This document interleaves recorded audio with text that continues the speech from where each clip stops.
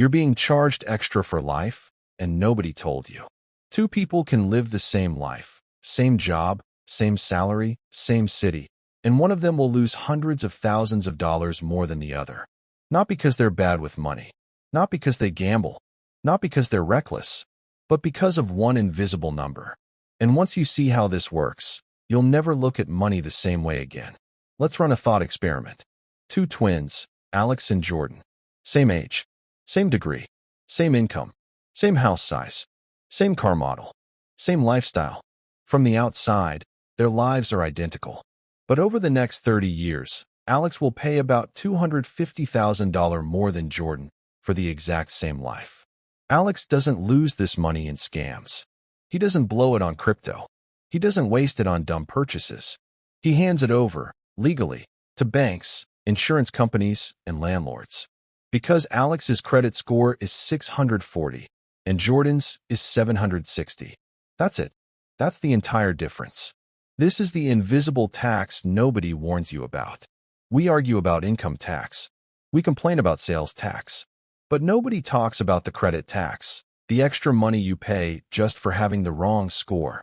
Banks don't reject you when your score is lower. That would leave money on the table.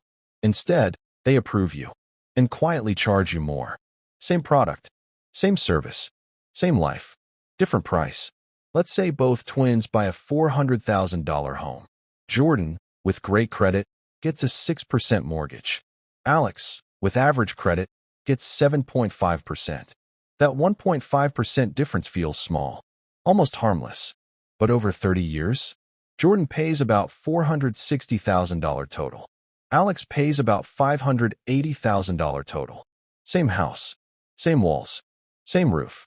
Alex just paid $120,000 extra for existing. And if Jordan invested that difference instead, that money could turn into $400,000 to $500,000 over time. That's not finance. That's wealth extraction. Here's where it becomes disturbing. Your credit score doesn't just affect loans. It affects car insurance, rent approvals, security deposits, utility connections, even job opportunities in finance or government roles. In some states, a safe driver with bad credit can pay more for insurance than a reckless driver with good credit. Let that sink in. The system trusts someone who crashes cars more than someone who struggles financially. That's not risk management. That's punishment. Here's the biggest lie. Your credit score does not measure wealth, intelligence, responsibility, character. It measures exactly one thing: how profitable you are to lenders. You could have millions in cash, but if you don't borrow money, the system treats you like you don't exist. Meanwhile, someone drowning in debt but making minimum payments, the algorithm loves them. Why? Because interest is the product. You are the customer. Ever paid off a loan and watched your score drop? That's not a glitch. That's the system saying, we liked you better when you were paying us interest. The score rewards long-term debt, constant borrowing, staying inside the system. It punishes cash users, early payoff, financial independence. It's not a credit score. It's a debt loyalty score. Here's something wild. Wealthy parents don't just pass money to their kids. They pass credit reputation. They add their teenager as an authorized user on a 15-year-old card. The kid never touches the card, but inherits a perfect credit history. At 19, they walk into a dealership and get 0% financing. Meanwhile, someone whose parents had bad credit walks in and gets hit with 14%. Same age, same income, different future. That's how inequality copies itself, silently. Your credit score is mainly built from: number 1, payment history, 35%. Miss once, damage last year's. Number 2, credit utilization, 30%. If your limit is $1,000 and you spend $500, 50% usage bad. If your limit is $10,000 and you spend $500, 5% usage excellent. Same spending, different judgment. This system isn't about reality. It's about optics.